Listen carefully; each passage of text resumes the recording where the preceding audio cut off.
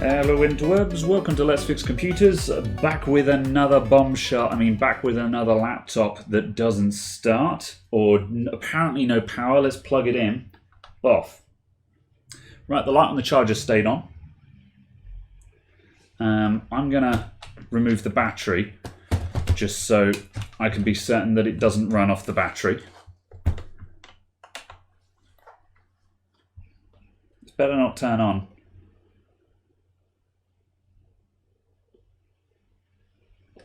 No, it does not appear to turn on. No signs of life there. Okay. Right, well, the charger's not turning off, so that scuppers the usual case of short circuits and stuff like that. Although that's not to say that there's not an internal short, just because the charger doesn't turn off. Just on Dell laptops, that's normally what you get. Okay, let's take all the covers off then. We'll get the motherboard out and we'll go looking and see if we can find a problem with it, basically. This thing is too old to be doing this with. I'm not sure why I'm bothering, but whatever.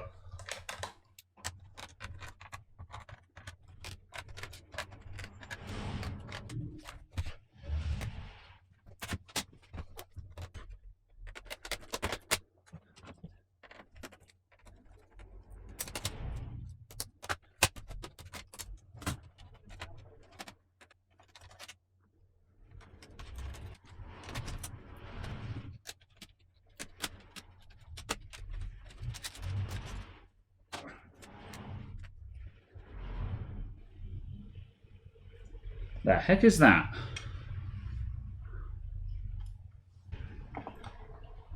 What the heck is that? There's just a huge solder blob there. What the hell? Like, that solder pad, that's a factory solder pad, never been touched, yet weirdly there's just that there. Huh. Okay. Do I have one of these boards? I think I might. Oh no, I used it on something.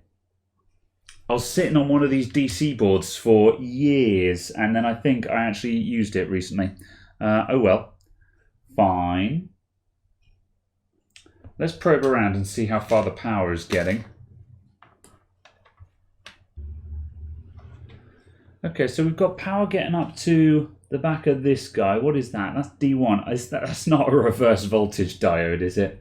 I bet it is. I think that's a reverse voltage diode. Literally, the video after I was talking about how old laptops didn't have reverse voltage diodes in them. There's a reverse voltage diode. Never mind. Well, usually on these laptops, these Dell 1545s, you just replace the DC inboard because they cost like £5 to £10 on eBay. And you don't even mess around. You know, if you've got a bad DC jack or anything like that, you just replace the DC inboard. But the problem is I'm not sure if that's what is wrong with this one, because it doesn't look like the jack is ruined or anything. So I'm going to take the motherboard out, because we'd have to do that anyway. And I'm going to take a closer look at that DC board. I'm just curious as to why there's a big old solder blob on it. I'm guessing just someone has looked at this before, and I'm not the first person to be here, but yeah, I don't know. It's just a bit. It doesn't bode well for the condition of that DC inboard, but whatever. Yeah, this guy's been dropped with the DC jack in. Either that, or it's just perished over time, which could also be possible. But you can see the DC jack is a bit busted up. It's functional, but you know it's cracked on right down the side there, and you can see on the back where it's all wonky that it's taken a knock. So this is probably because a lot of people, they carry their laptops just with the cord wrapped around it, and they put it down on the desk and dink the cord and things like that, and just people just abuse their laptops. People don't take care of this stuff, basically. So I'd imagine that is what has happened to this guy. So it's just a question of whether we're just going to replace that DC board and hope for the best or not. I'm just going to warm up my soldering iron and just check if there's anything going on with that blob. And then we'll, I might just trace back some of the lines and just see if I can find anything broken in the way, just in case I can fix this DC board, because this laptop is old. I don't want to order parts for it. I mean, you know, if the customer wants to pay, then sure, but yeah, I don't really like working on old stuff like this. Okay, so that solder blob was nothing. I cleaned the area up a bit, and there's nothing there, just a couple of pads. It almost looks like someone's had a mod wire soldered on there at some point, and they just didn't clean up when they removed their wire, but don't understand why you'd put one there, but who knows. At any rate, I've plugged back in the charger, and we'll carry on having probe around, so there shouldn't be anything down there, which there isn't, and we've got 19 volts on the back of the reverse diode there, that's fine. And so if you turn this thing over, you can see on the back of it here, here's the two positive pins, and those follow this big old trace around here to here, and then there are vias going through the board there. And if we turn over again, those guys come up there and go into a row of pins here. So these first 4 pins or so should all be 19 volts. So let's just check that there's 19 volts there, and just check that there's power getting out of this board to go into the rest of the laptop. Whoops. Yeah, and there's our 19.5 volts again. So that's all okay. I don't think there's anything wrong with this DC board. So let's bring in the actual motherboard again, and we'll see if we can follow the power into the motherboard. See how far we get. So here's our secondary power supplies on the motherboard. Let's have a wander around those and see if any of those are getting power. 19.5 volts. So there's power coming in on this section here. There's a current sense resistor there, the big flat guy. So we have power coming into the main board, and it's going into this inrush limiter here and coming out the other side.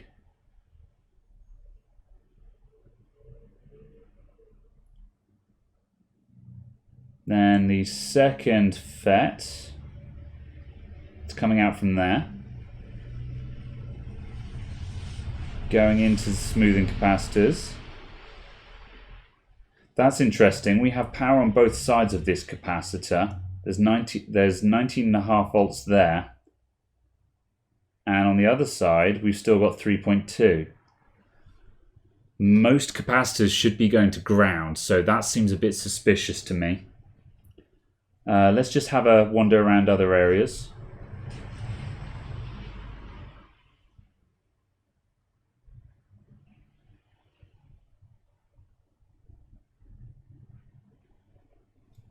There's 19 volts here. These coils are part of secondary power supplies, and they probably don't come online until the board starts. The next area I want to check out is underneath this, so let's just unplug it and take off the DC board again and have a closer inspection.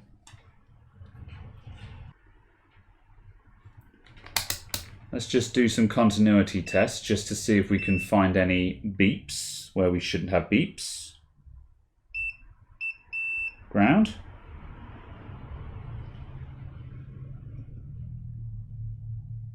Now that suspicious cap doesn't go to ground anyway.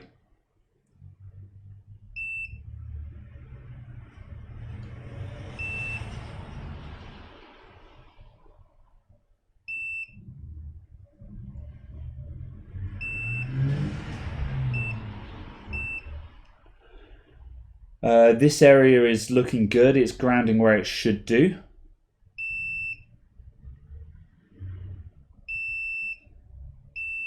This coil is shorted to ground. I'm trying to see if that's actually joined to that ground plane or not. I don't think it's supposed to be. So this coil here appears to be shorted to ground. It goes into that block of vias, and there's three rows of vias there, and it's the bottom one. So if we turn the board over, it becomes the top. Oh, blimey. Yeah, we've got blocks of vias everywhere here. Let's quickly figure out, I think that's a ground plane.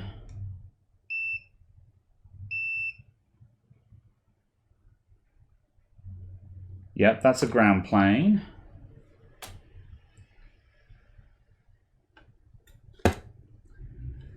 Which corresponds to the ground side of this capacitor. So there's our row of vias.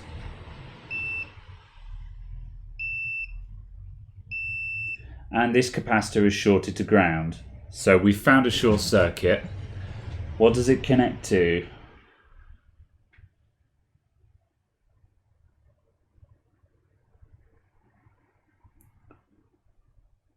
Doesn't seem to go anywhere unless it's going through the board.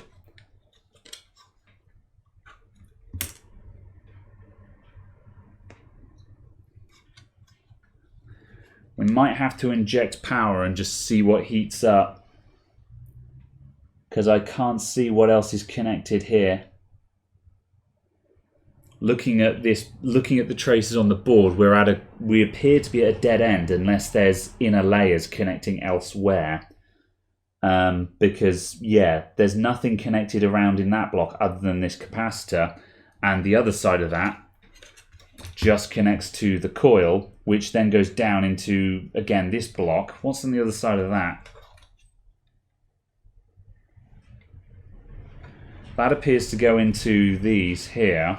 So we'll probably find some shorts around on these guys as well.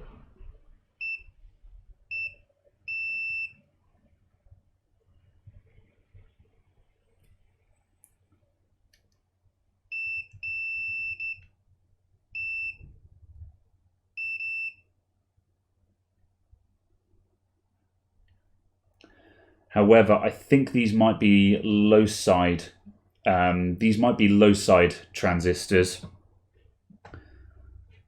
because we've got another two capacitors here which look like they might be on the high side.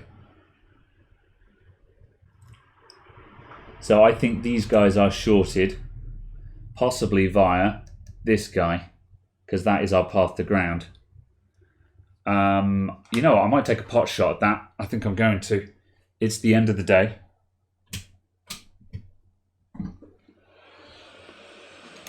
I'm feeling lucky. This is a huge capacitor. I doubt it's failed, but I've seen the big guys go down before.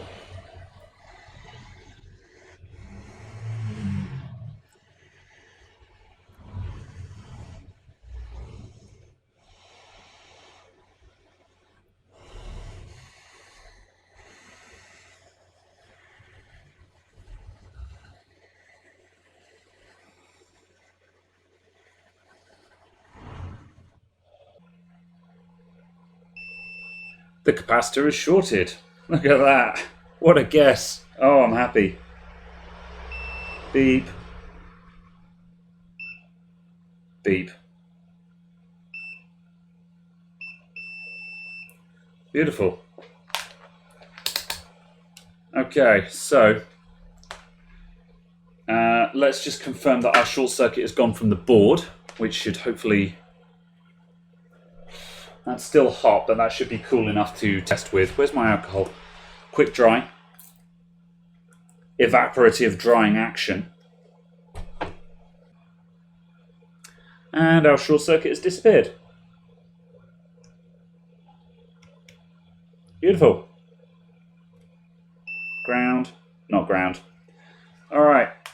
So we've got to figure out, that's a pretty big capacitor. We should probably actually replace that one. When it's a diddly little capacitor, I usually don't bother. However, you know, these big, huge guys, these are workhorse capacitors. These are not here for shits and giggles, you know. So I got to find out what this guy is. There's that one is identical. NEH JJ8. Blah. Let's try Google searching it, see if I can find any information about it. Otherwise, I might need a schematic just so I can find out what it's supposed to be. Or, since this one works, I could desolder this one and stick it on a component tester and find out what it is. That would also work. Might do that anyway for a laugh. That must be the easiest lookup I've ever done. I'll do it again just to show you guys. NEH JJ8. Neocapacitor catalog. Control F, JJ8, and bam. It is 6.3 volts, 22 microfarad capacitor. Baller. Now I just got to find another one of those.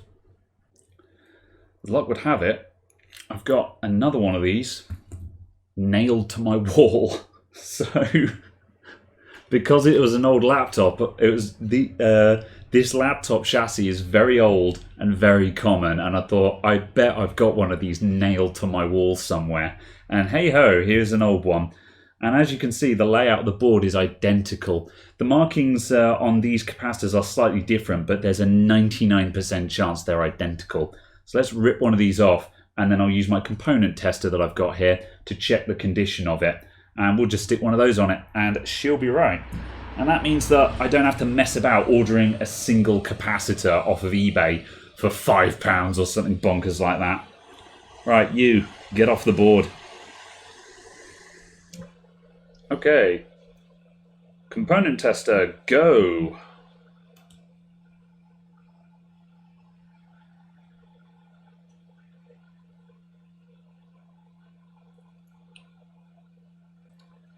$260, that's good enough. Cool. Right, that's good enough for me. We'll stick that on the board.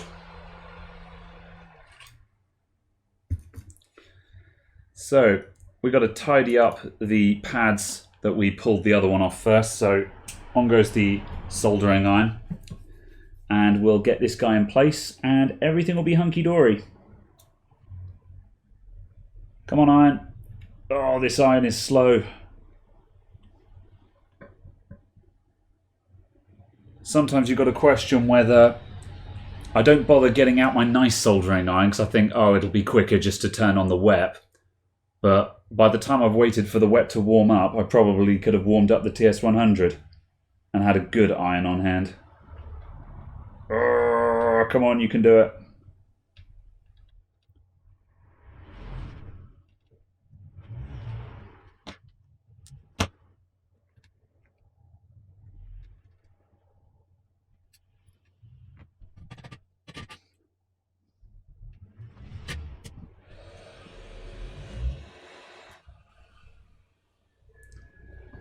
Turn my airflow down slightly to put the new one on. When you're taking stuff off, just more airflow, you just blast the thing to pieces. But when you're soldering stuff back on, less is more when it comes to airflow, and you'll sometimes find that you're a lot better off at just letting it slow down a bit.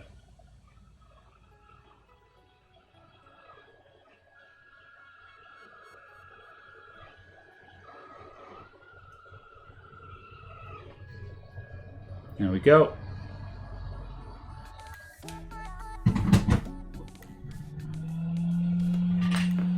Just tidy up those edges.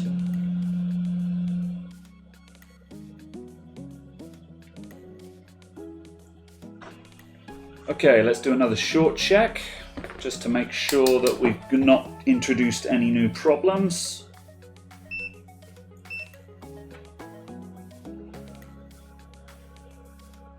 Ground, ground, not ground. Lovely.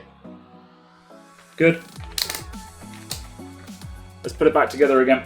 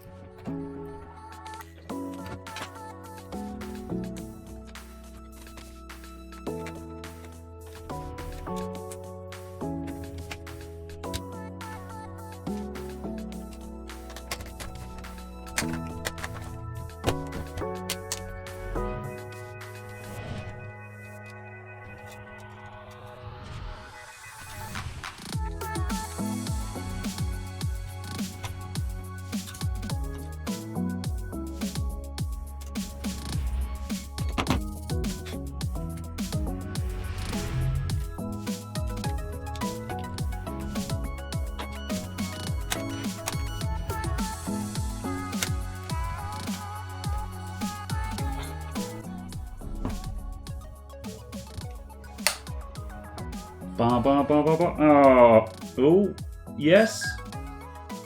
Yes, there is a... Yes, it's just very faint. This thing's probably got a shagged backlight. Internal hard drive not found. Yes, that's fine. Can we have brightness? I think we can. I think it just needs time. This thing probably has a fluorescent backlight in it.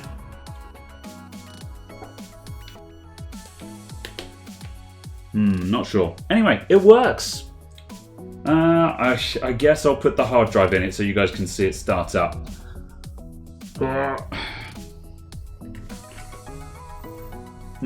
250 gigabytes. People got more than that in their phones these days. One Dell logo. And can I get a Windows loading sign? Oh my god, it's got 10 on it. I don't know what's more disgusting, Windows 7 or having Windows 10 on a laptop this old. Oh well. There you go everyone. Thanks for watching. I'll see you all next time. Bye for now.